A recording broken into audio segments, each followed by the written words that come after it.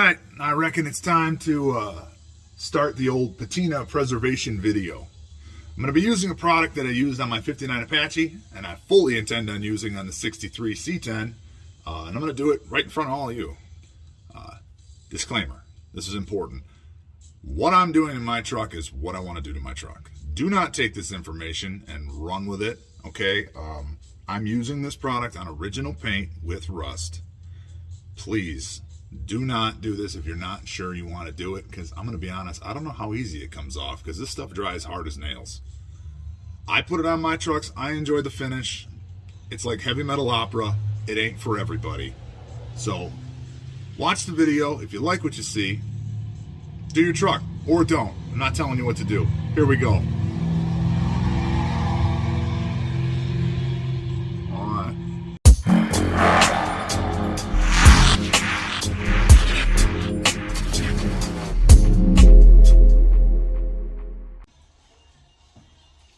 So, I told you we were going to preserve patina. I got the stuff right here. This is that magic sauce. I put this on my 59 Apache and it worked great. I had the truck for 3 years. It never flaked. It never discolored, peeled, turned yellow, got hazy. It always looked good. And I never washed it. So, it looks good all the time. So, this truck, every patina paint job is different. The Apache's was fake. This one, as far as I know, that's the real deal. Well, we have a couple concerning things on this truck. Number one, a little bit of rot. Whatever. The bed is actually the same color as the truck, but for some reason it's more patina. I don't know. But this will all darken up. It's all going to darken up. You're going to see. And then the hood, this hood,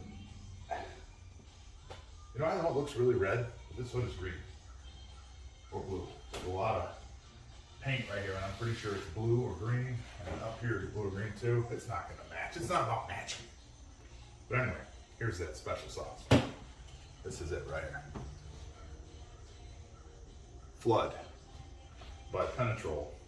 Oil-based paint additive, reduces brush and roller marks, and improves penetration.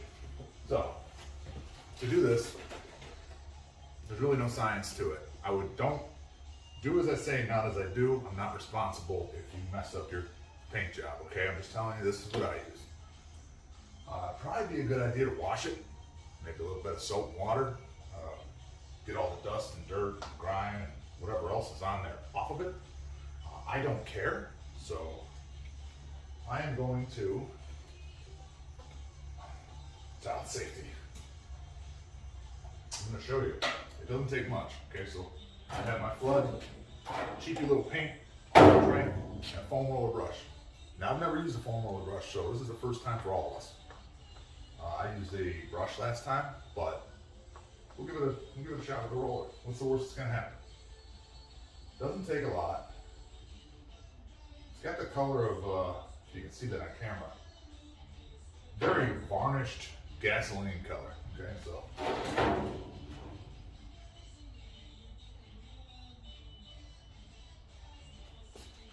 okay, let's put a little bit in the paint roller here. I don't know how well this foam's going to work, but we're all going to find out together. Okay, then that's pretty much point and shoot. So let's see what color that is.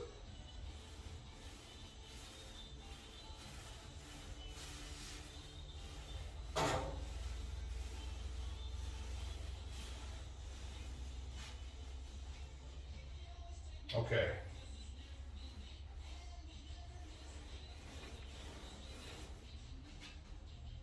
I'm going to be the first one to say it.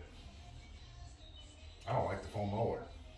It leaves this, you know what, I'll just show you. It leaves this kind of bubbly texture, which when I used a brush the other day, no bubbles. So, I'm gonna have to restart this. Because that is just not, that's not what I'm going for. No, it's not a very good finish. All right, I'm gonna go grab a brush. I'm gonna show you how to really do this. So, don't use a foam roller. You heard it here first. We are back in action with a brush, and as you can see, gets rid of the bubbles. It's gonna make the color pop quite a bit. So, let me grab a little bit more here. Doesn't take a lot. Let's see the color of it? It's kind of like I don't know, like I said, varnish gas. So here's the side untreated, and now we're gonna treat it. So with this stuff, I mean, I don't get too crazy with it. I'm just gonna, you know, if you get a little bit on, try not to get it on the glass, I guess, or you know, if you get it on the rubber. It all depends on how much you don't care, which for me is, I mean, a substantial amount. Okay. Now, because this stuff is self-leveling, I'm not too concerned about brush marks. Okay, because those brush marks are all going to self-level out. Remember, this is a paint additive. This is not actually, it's not actually paint. But just because it's self-leveling doesn't mean you can't just take your time and make it look a little decent. Okay, so we'll finish around this handle up here. I'm kind of trying not to paint the cab. I'm going to paint it, but I want to show you the contrast in the patina. Now, it's not going to dry that glossy. Okay, I mean, right now it looks like a very high gloss. I mean, look at that. You got some shine on it, but it's not going to dry that shiny. Okay, so there's the old, there's the new. Now, how it's actually going to shine and finish is more of a satin. I've already done this wheel tub. I've not done the bed, so you can see the difference. Okay, did this one too. You can see a little bit of sheen on it, but it picks up all the details. Okay, so it's really up to you if you want that finish on your truck. Me, I do. Why? Because I don't know. I prefer it. It's all a matter of preference. This is one thing you want to watch for right here. When you're doing this, you're going to want to go to this side, go to that side, go to this side. I try to stay one panel at a time. So you don't really, I mean, again, I guess it goes back to how much you don't care. I'm not interested in painting my emblems. I mean, who throws paint on a fender that shakes like that? But I'm not really interested in painting my emblems, so I'm going to do my due diligence to just kind of go around them.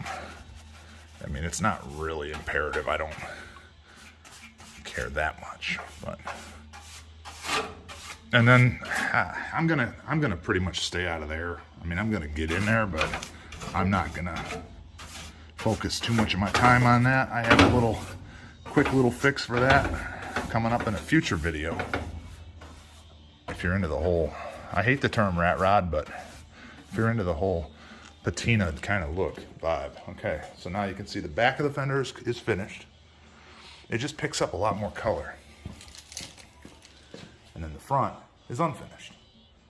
So you have this kind of dull, dirty, and then you have kind of a sheen on the back.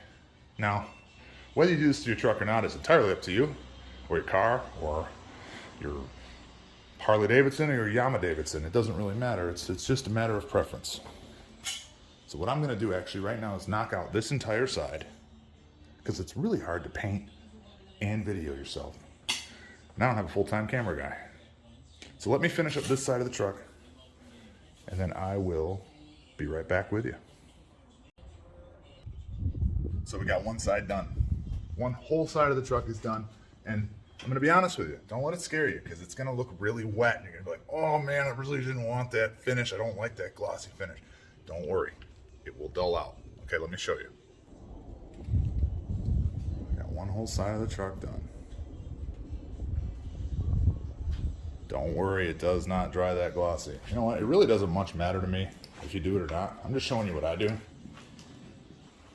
Look at that. Look at that. You guys see any brush strokes in that? Hang on, let me turn it around.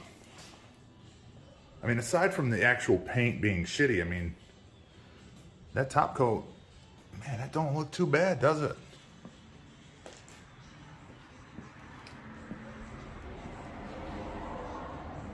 And like I said, it will dry rock hard. This is so much better than boiled linseed oil. So, where you can get it. I got mine at Lowe's. I mean, there's different stores that carry it. If you're not really too sure about it, it's only like 10 bucks. I mean, get it. If you got maybe a spare fender or a door or a hood or an old junk truck sitting out back or something, get yourself a cheapy brush. I think this brush was $3 or $4. I mean, what are you looking at? $1 here, $4, and then 60, 70, call it 80. You're in this for like 15 bucks. And you can preserve your paint. Now, I don't know of any ways to dull it or make it glossier. I just know how it works out of the can. So like I said, it's really glossy right now, but it will be that duller sheen. Okay, it is a duller sheen, but it picks up all the details really nicely. So once it dries, now, also, I would give it a good 24-hour dry time, depending on where you live. Don't put this stuff on and go bahan like the Duke boys down a dirt road, because you're going to get dirt and it's going to stick right to it. If you're going to do this, do it on a decent day. It's like 50 degrees here today. So I got the door open for a little bit of ventilation, but if you don't have that, I would wait till it gets a little warmer, just because I don't know how good it works in the cold. But guys, I'm going to do this whole truck, and it really does make the colors pop. Right now we're underneath a shop light, but once you get it outside, oof, if you have any paint left at all, like this one does, it's going to definitely pop. So I'm going to finish this up. Thank you for watching. Hopefully this taught you something, that you don't have to use boiled linseed oil or any other wood products that don't belong on metal. See right here? See that right there? Those runs? A little goes a long way. And those brush strokes are going to disappear, because reduces brush and roller marks. Like, this stuff is made for this. So go down to Lowe's, pick you up a can. It's 10 bucks. Penetrol Flood. Stop putting boiled linseed oil on your car. And I'll see you next time.